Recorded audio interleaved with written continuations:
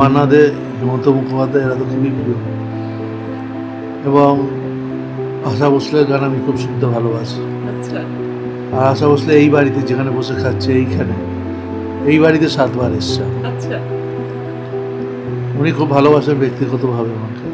উনি এই বাড়িতে এসেছেন, ওনার পরিবার নিয়ে এসছেন, নিজে হাতে খাবার খেয়েছেন এখানে এই টেবিলে। আশাজি ওই পাশের ঘরে বসে অনেক গল্প করে গেছে। আশাজি খুব বড় শিল্পী। আশা ভোসলের কোন গানটা সব থেকে প্রিয়?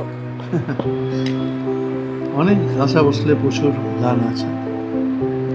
যেতে দাও আমায় দেখুন না, তবে কি আমি বলেছি মনে রেখো না। প্রচুর ভালো ভালো গান।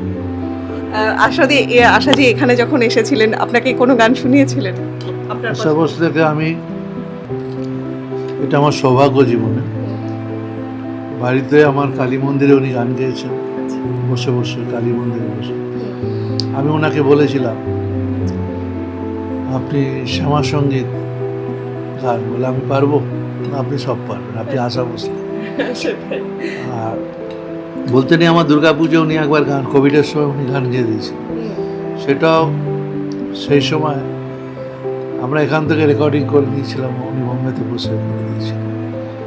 এটা একটা বিরাট ব্যাপার। উনি বলছে এটা হতে পারে না, সব হতে পারে।